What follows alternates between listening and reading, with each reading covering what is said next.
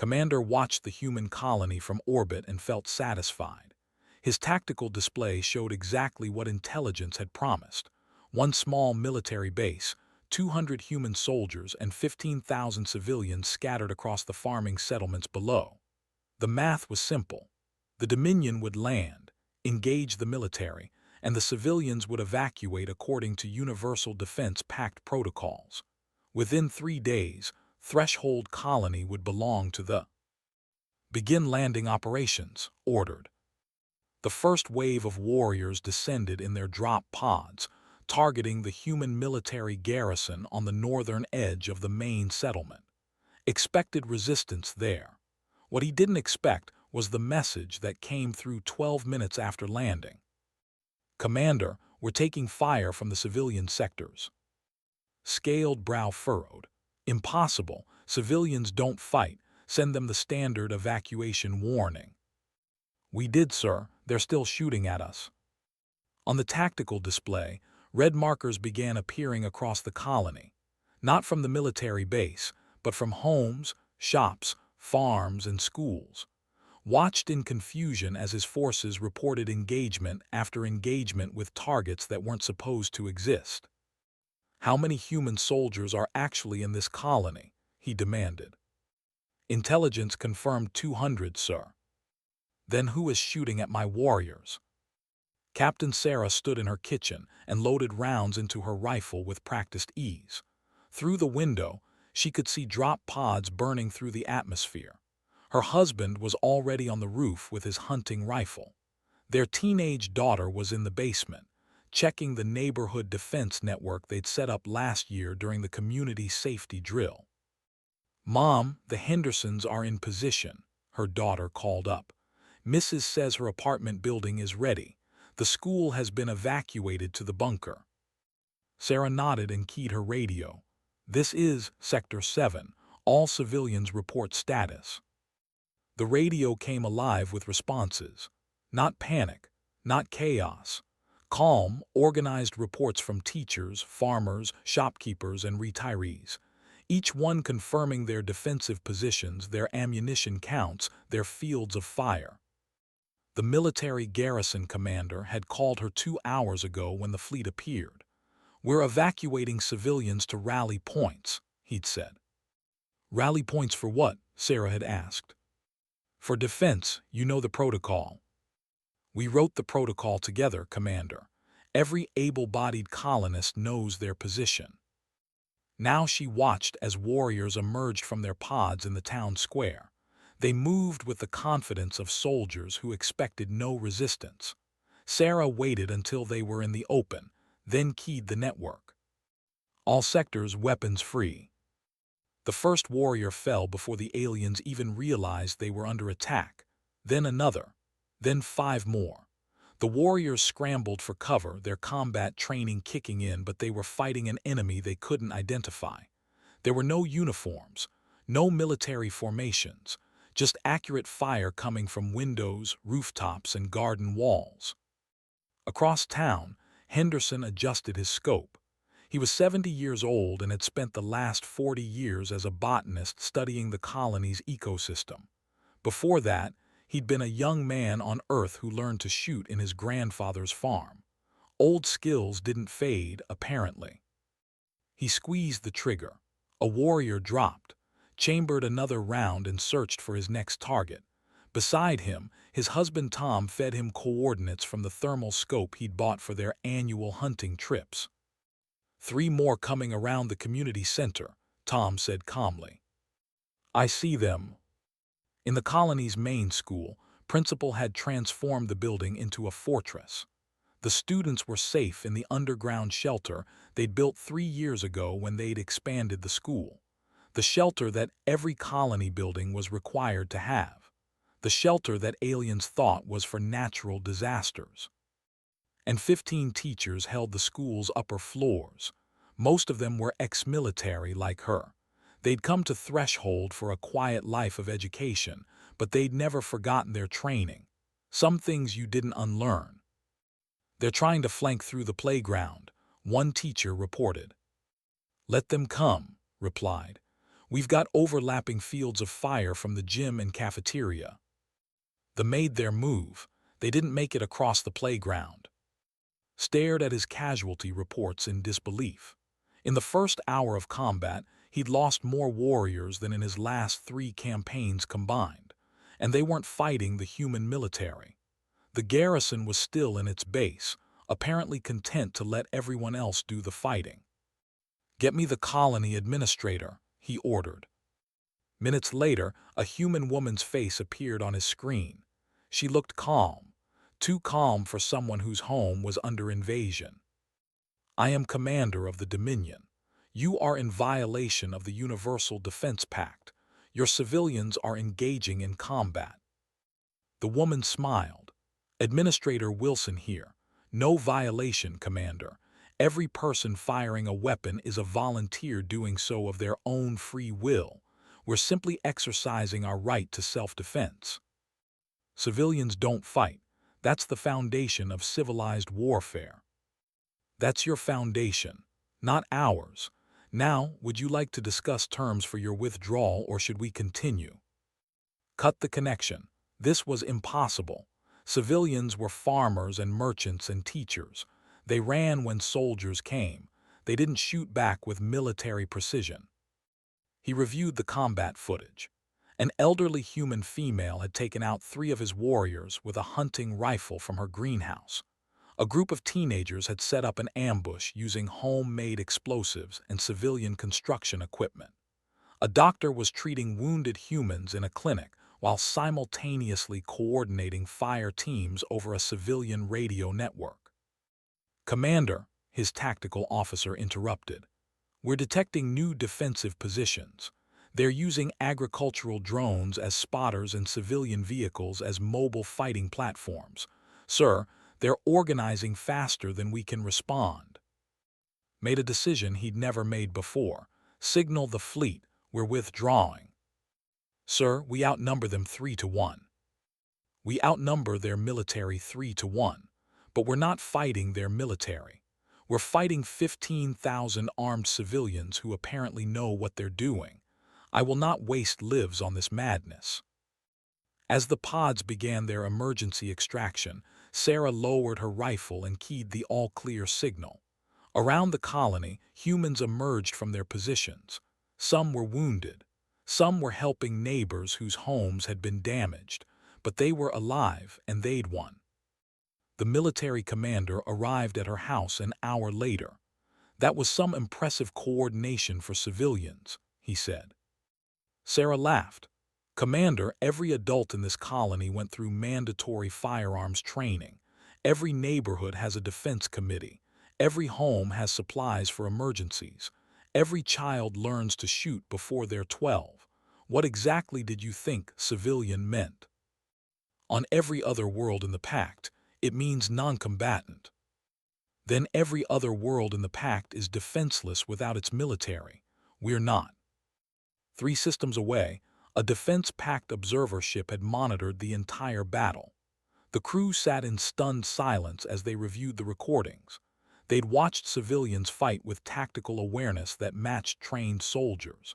They'd seen children as young as 16 manning defensive positions. They'd witnessed a grandmother provide covering fire while making sandwiches for her neighbors. "We need to report this to the council immediately," the ship's captain said. "Report what exactly? That humans are violating the Pact?" "No, that everything we thought we knew about humans is wrong, and that the foundation of the Universal Defense Pact might be built on an assumption that doesn't apply to them." The observer ship turned and jumped to hyperspace, carrying footage that would shake the entire galactic community.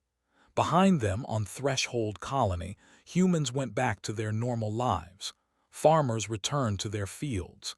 Teachers reopened the school. Doctors treated the wounded. But visitors would notice something. In every home there was a gun cabinet. In every community center there were emergency supplies. In every school there were drills for threats that other species couldn't imagine their civilians facing. The humans called it being prepared. The galaxy would soon call it something else, terrifying. The Universal Defense Pact Council chamber filled with representatives from 17 species, all waiting for the emergency session to begin. The massive holographic display at the center showed frozen images from Threshold Colony, images that nobody could quite believe. Council Speaker N, a being of pure energy contained in a crystalline matrix, activated the display.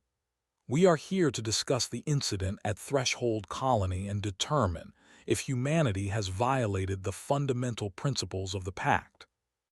The ambassador rose immediately.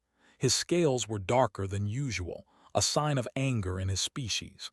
Violated, they've destroyed the very foundation of civilized warfare. The Pact exists because we agreed that civilians would not participate in military conflict.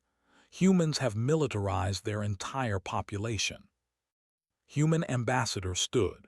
She was a small woman, barely reaching the chest of most species in the chamber, but she'd learned long ago that humans didn't need size to command attention. We've done no such thing. Every person who fought at Threshold was a volunteer civilian exercising their right to self-defense. Civilians don't have the training to exercise that right effectively, a representative said, their 4 eyes blinking in confusion. Your people fought with tactical coordination that rivals military units. That's not self-defense. That's warfare. The two aren't mutually exclusive, replied, and pulsed with a calming blue light. Perhaps we should review the evidence before making accusations.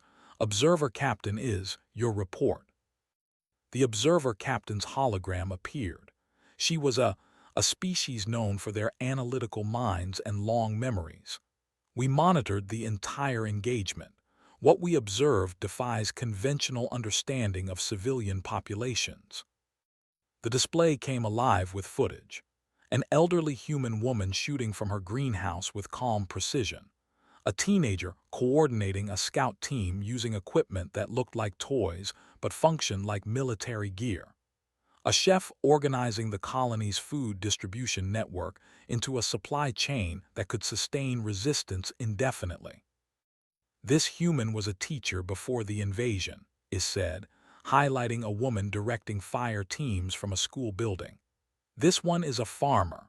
This one is a doctor who was treating wounded while simultaneously coordinating defensive positions. None of them are soldiers. All of them fought like soldiers. The chamber erupted in debate. Some species demanded answers. Others questioned whether the footage was authentic. The ambassador called for humanity's immediate expulsion from the Pact. Waited for the noise to die down. Would you like to know why our civilians can fight? I'll tell you. She activated her own display. Images of Earth appeared. This is For most of our history, there was no universal defense pact to protect us, no galactic community to enforce rules of warfare. We had only ourselves. The display showed human history in brief snapshots, ancient battles, medieval sieges, modern conflicts.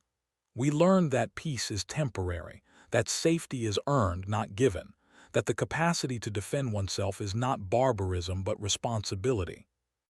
So you admit to militarizing your population, the ambassador interrupted. No, we admit to never demilitarizing our citizens. There's a difference. And pulsed yellow, a sign of interest. Explain. Took a breath. When you all formed the pact, you made a choice. You decided that warfare would be the domain of professional militaries and civilians would be protected non-combatants. You externalized your defense to specialists. We respect that choice, but you need to understand that humans made a different choice. She pulled up statistics on the display. On human worlds, 70% of adults own firearms. 90% have basic firearms training. Every colony has mandatory defense drills. Every school teaches survival skills. Every community has emergency supplies and communication networks. This isn't militarization. This is culture. A representative, her fur bristling with concern, spoke up. But why? If you have a military, why arm civilians? Because our military can't be everywhere at once. because help might not arrive in time, because the alternative is depending entirely on others for our safety. His voice hardened slightly. Because we've learned what happens to populations that can't defend themselves when the professionals fail. Are you suggesting the Pact's militaries would fail? The ambassador demanded. I'm suggesting that any military can fail, and when they do, civilian populations shouldn't be helpless. Is spoke again. We've conducted additional research into human culture. What we've found is extensive. New footage appeared.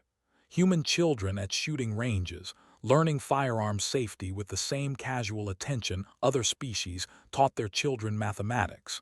Humans engaging in recreational activities called hunting and competitive shooting. Stores selling weapons alongside food and clothing. Citizens stockpiling supplies for emergencies that might never come.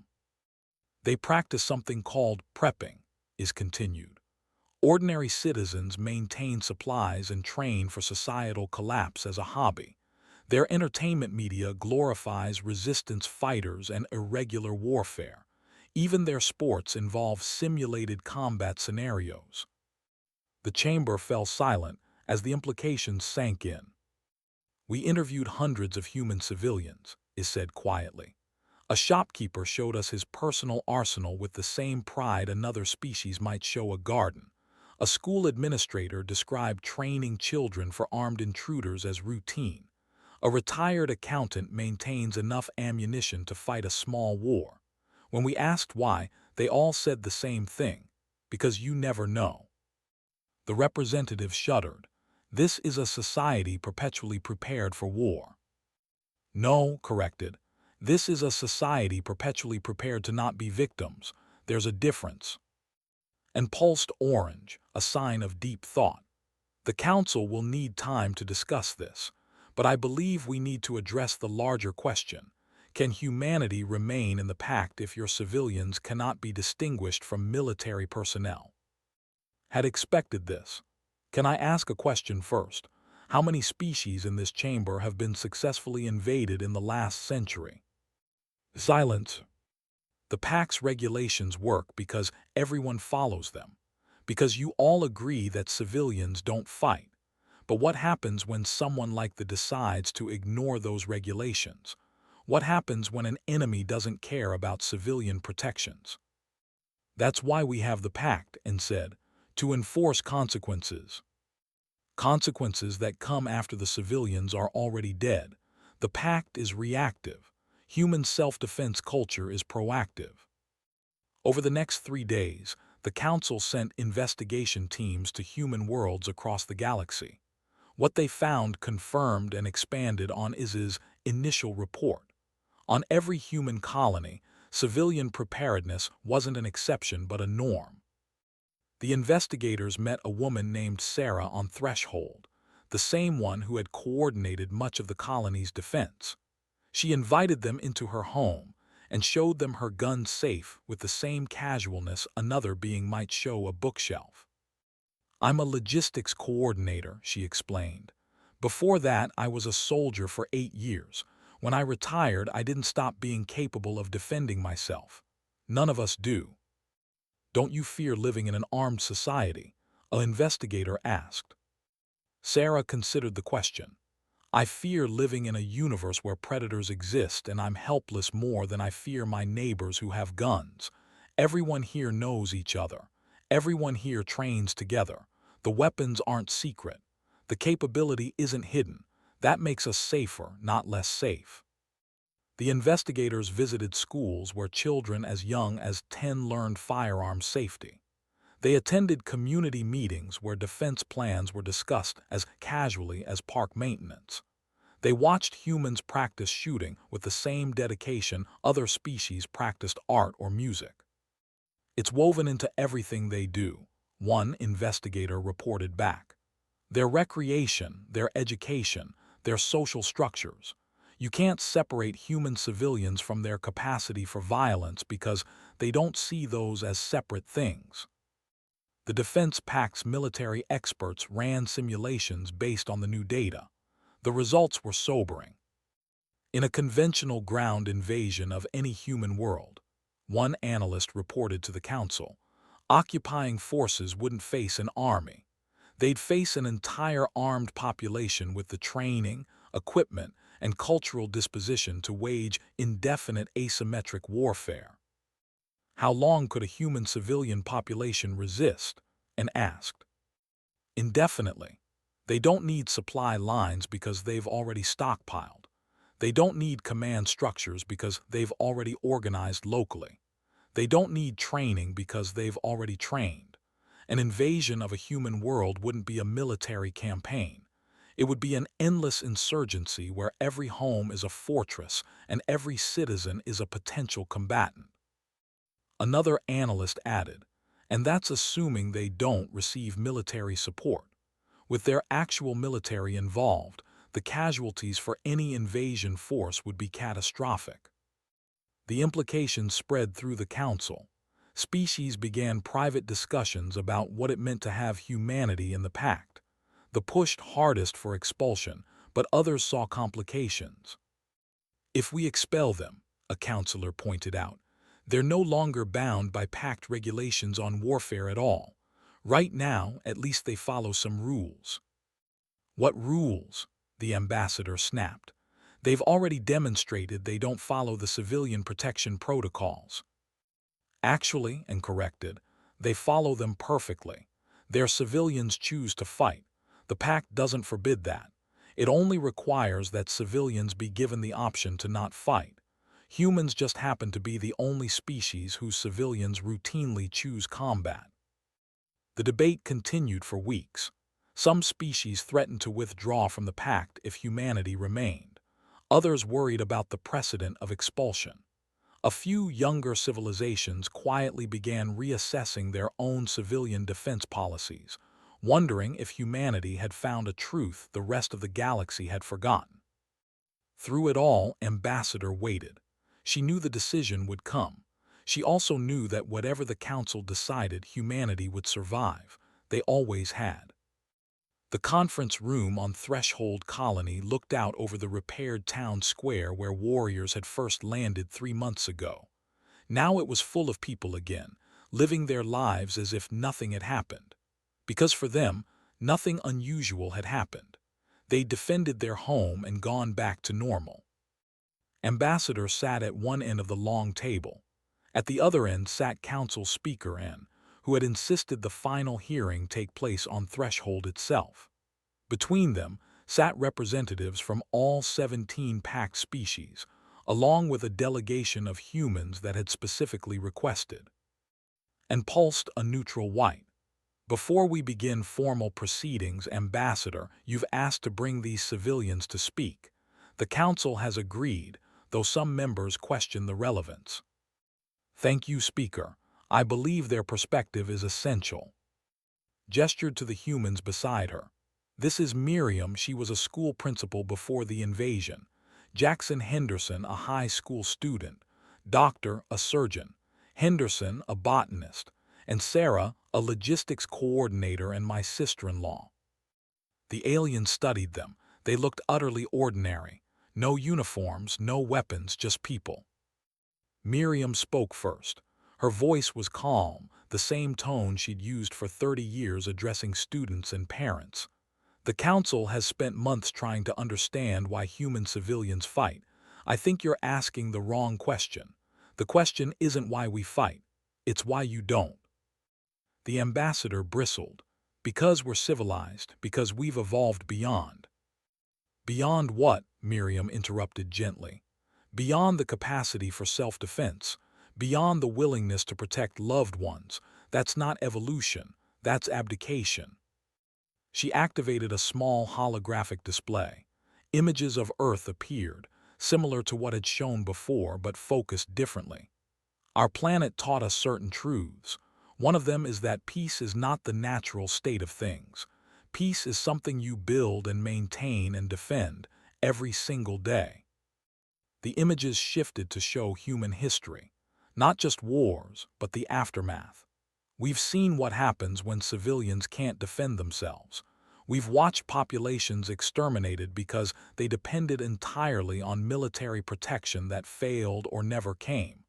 We've buried people who trusted that someone else would save them. Jackson spoke next.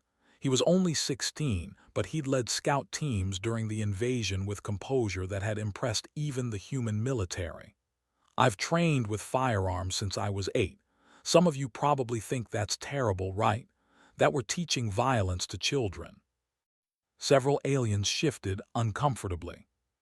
But we're not teaching violence. We're teaching responsibility. The difference between a weapon and a tool is the person holding it. I know how to use a rifle safely. I know when to use one and when not to. I know the weight of that decision. He looked around the table. Can your children say the same if they ever have to face that choice? Doctor adjusted her glasses. I took an oath to do no harm. I've spent my life healing people. During the invasion, I killed 3 warriors while protecting my patients. Those facts don't contradict each other. The capacity for violence in defense of the innocent isn't the opposite of medicine. Sometimes it's an extension of it. She pulled up medical records. After the invasion, I treated both human and wounded. We took prisoners and gave them the same medical care we gave our own people. That's the Pact protocol, and we followed it. But we had to win first before we could offer mercy. You can't heal the dead. Spoke with the measured tone of someone used to explaining complex topics simply. I'm 70 years old. I've studied plant biology for 40 years. I'm about as civilian as you can get. But I grew up in a world where knowing how to defend yourself was as basic as knowing how to read. He looked directly at the ambassador. Your warriors came to my home. You expected me to run or hide or beg for protection. Instead, I fought. And I won. Not because I'm militarized, but because I'm not helpless. There's a difference. Sarah was the last to speak. Everything you've heard about human civilian preparedness is true. We train our children. We maintain supplies. We practice defensive scenarios. You think this makes us a warrior society. We think it makes us a responsible society. She stood and walked to the window, looking out at the colony. Every person you see out there has a life, a job, a family, a routine. They're not soldiers waiting for war. They're people living in peace. But they're people who understand that peace is a choice backed by capability. You can't choose peace if you're not capable of choosing violence.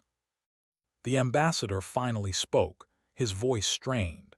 This is exactly the problem. You speak of peace while maintaining the capacity for war. You raise children as potential combatants. You've created a society where the line between civilian and soldier doesn't exist. No, Sarah corrected. We've created a society where that line is a choice, not a classification. I'm a civilian because I choose to be, not because I'm incapable of being anything else. That choice means something because it's real. And pulsed a thoughtful amber. I believe I'm beginning to understand.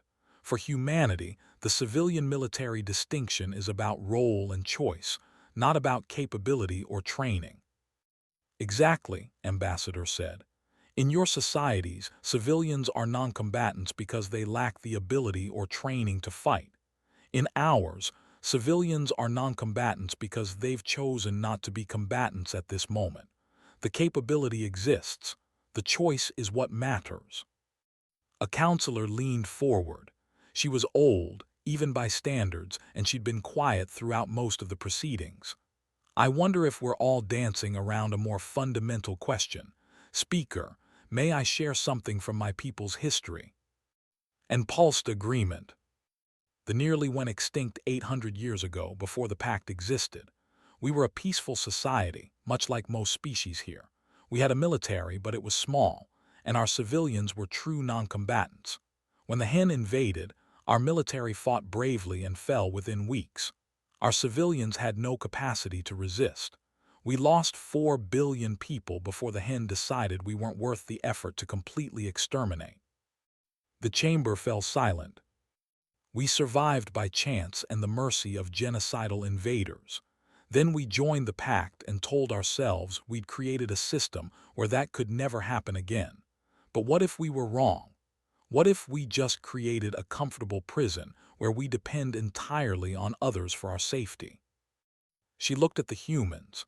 When I watch footage of Threshold, I don't see barbarians. I see what my people might have been if we'd had the courage to remain dangerous. These humans didn't lose billions because they were helpless. They didn't need mercy from their enemies. They won. The debate that followed lasted hours. Species argued about philosophy, about civilization, about the nature of peace and violence. But the fundamental question remained unanswered. Could humanity remain in a pact built on assumptions that didn't apply to them? Finally, Ambassador stood. I've listened to weeks of debate. I've heard calls for our expulsion. I've heard fears about our culture. And I think it's time to acknowledge something that nobody wants to say out loud. She looked around the table. The Universal Defense Pact was built on a beautiful idea, that warfare could be civilized, regulated, contained, that civilians would be protected by mutual agreement. It's worked for 3 centuries, but it's worked because every species in the Pact shares the same fundamental assumption about what civilians are. And humans don't share that assumption, and said, "No, we don't. And that's not going to change. You can't ask us to deliberately make our populations helpless. You can't ask us to trust entirely in external protection. Our history won't let us. Our culture won't let us. We won't let us." She took a breath. "So here's what I propose. Humanity will voluntarily withdraw from the Universal Defense Pact." The chamber erupted in noise. Some species looked relieved. Others looked alarmed. The ambassador looked satisfied. Waited for silence. "But we're not doing this as an admission of wrongdoing. We're doing it to spare the pact from collapse. Your alliance is built on shared assumptions, and we break those assumptions simply by existing. That's not anyone's fault. It just is. However," she continued, "we will establish our own defensive treaties with any species that wishes to join us. Treaties built on a different principle, that the best deterrent to war isn't regulation, but certainty. The certainty that any aggressor will face not just a military but an entire population ready to defend their homes." And pulsed a questioning purple. "You're creating a rival alliance." "No, we're creating an alternative. One based on mutual defense and collective security, but without the assumption that civilians are or should be helpless. Some species might prefer that approach. Some might not. Both can exist." Over the next hour, the council debated its proposal. Finally, and called for a vote. The pact accepted humanity's voluntary withdrawal by a narrow margin. But as the meeting ended, something unexpected happened. The young who had spoken earlier approached. "My government has authorized me to express interest in your alternative alliance." Then a representative from the Confederacy. Then 3 smaller civilizations from the Pact's periphery. By the end of the day, a dozen species had indicated they wanted to learn more about the Terran Mutual Defense Alliance. The ambassador watched this with barely concealed fury. "You're fracturing the pact." "No," and said quietly. "They're exposing fractures that already existed. The pact was never as unified as we believed." 1 year later, Ambassador returned to Threshold for the anniversary of the invasion. The colony had grown. New settlements were spreading across the planet. But the culture remained the same. Every home had its gun safe. Every community center doubled as a rally point. Every child learned to shoot and to choose wisely when to use that skill. A memorial stood in the town square where the battle had been fiercest. 12 colonists had died defending their home. Their names were carved in stone beneath an inscription. Here stood citizens who became soldiers so their children could remain citizens. An alien visitor, a young diplomat, stood beside at the memorial. "Do you think you made the right choice, leaving the pact?" Considered the question. "I think we made the only choice we could make without fundamentally changing who we are. And I think the pact will be stronger without us. Sometimes the best way to preserve something is to let it remain true to itself, even if that means you can't be part of it. The Terran Alliance is growing, the noted. 15 species now, most of them young civilizations or frontier worlds. They're all adopting human-style civilian defense programs. They're not adopting our programs. They're developing their own, suited to their cultures and capabilities. We're just showing them that depending entirely on external protection is a choice, not a requirement. They looked up at the memorial. The Universal Defense Pact continues, but it's changed. More species are questioning civilian helplessness. Even worlds that didn't join your alliance are training their civilians in basic defense. You've changed the conversation across the entire galaxy. Maybe that needed to happen, said. Maybe we all got too comfortable, too convinced that peace could be maintained by rules alone. Rules only work when everyone follows them and when everyone can enforce them. We just reminded the galaxy that sometimes you need the capability to back up your principles. They stood in silence for a moment, watching children play in the square. Human children, but also children, visiting with their parents who were exploring potential membership in the Terran Alliance. The children played together, laughing and running, completely unaware of the galactic politics that had brought them here. My grandmother told me something before I came here, they said. She said that when the hen invaded us 800 years ago, our children had no idea how to survive. They depended entirely on adults for protection, and when the adults fell, the children died by the millions. She said that was our greatest failure, not preparing them for a universe that could be cruel.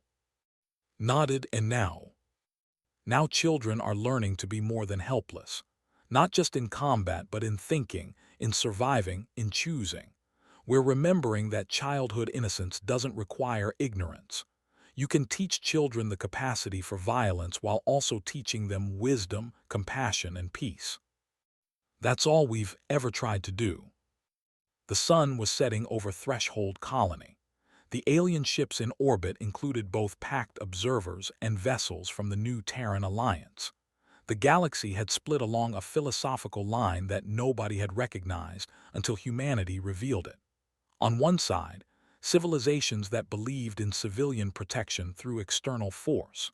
On the other, civilizations that believed in civilian protection through individual capability. Both approaches had merit, both had risks, both could lead to peace. But only one could lead to a peace where citizens could protect themselves when the professionals failed, where children could survive if their parents fell, where a colony of 15,000 could stand against trained warriors and win. As darkness fell, lights came on across the colony. In every window, life continued. Teachers preparing lessons, farmers planning harvests, doctors treating patients, people living in peace. But visitors who looked closely would see other things too. The gun cabinets, the emergency supplies, the practiced way every adult moved, aware of their surroundings, capable of violence if needed but choosing peace because they could choose. Ambassador left the memorial and walked through the colony streets. People greeted her warmly. They were her sister-in-law's neighbors. They were ordinary people living ordinary lives. They just happened to be ordinary people who could fight a war if necessary. In her pocket, carried 2 documents. One was the formal letter of humanity's withdrawal from the Universal Defense Pact. The other was the charter for the Terran Mutual Defense Alliance, already signed by 15 species and being considered by a dozen more. The galaxy had changed, not because of war or conquest, but because one species had refused to accept that safety required helplessness.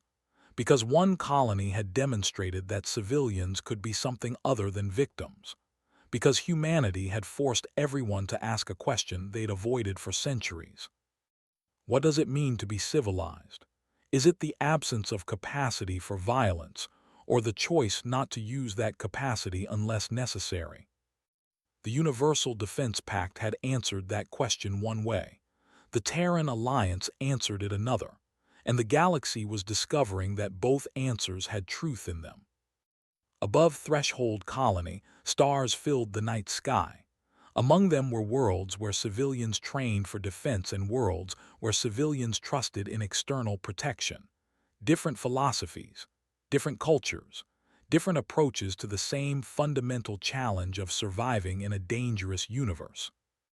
But on Threshold and worlds like it, the children slept safely, guarded by parents who were sheep to their families, wolves to their enemies, and citizens by choice rather than default.